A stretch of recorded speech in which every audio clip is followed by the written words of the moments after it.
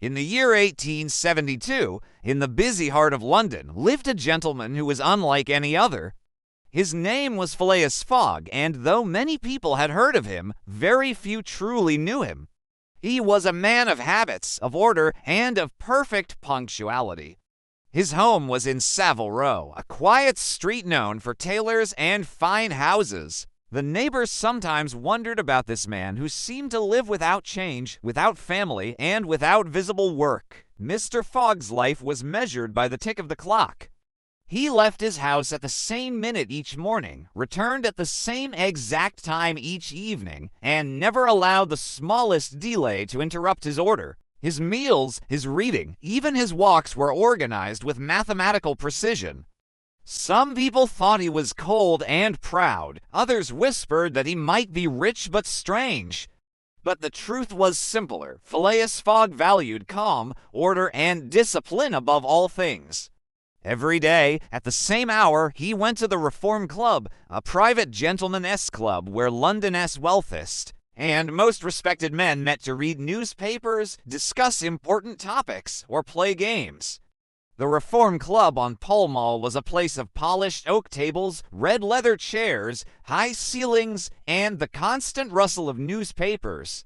The men who gathered there were politicians, bankers, engineers, and men of science. It was a temple of reason and respectability, where arguments were sharp but voices remained calm. There, Mr. Fogg spent hours reading and playing whist, a card game that required concentration and strategy. He spoke little, but when he did, his words were clear and precise. On the morning of October 2nd, 1872, something unusual disturbed Mr. Fogg's carefully ordered life. His servant had left him suddenly, unable to endure his master's strict schedule and demands. Mr. Fogg, calm as always, simply placed an advertisement for a new valet. That same day, a Frenchman named Jean Passepartout arrived at Savile Row to apply for the position. Passepartout was about 30 years old, with a friendly face, lively eyes, and the heart of a traveler. He had tried many professions: singer, acrobat, firefighter, and even circus performer, but now he longed for a quiet and steady life. When Mr. Fogg interviewed him, the conversation was short and direct. "Your name?"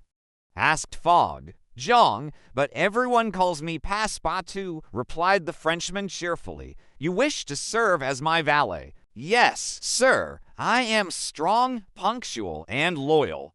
I left Paris because I desired peace and regularity. Peace and regularity you shall have," said Mr. Fogg, without changing his expression.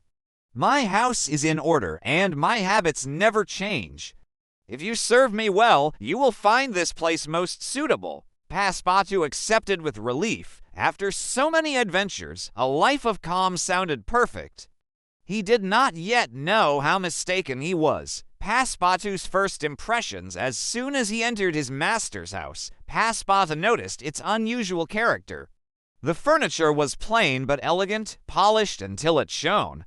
There were no pictures, no decorations, no family portraits. The only thing that seemed alive was the large clock in every room, all ticking in harmony.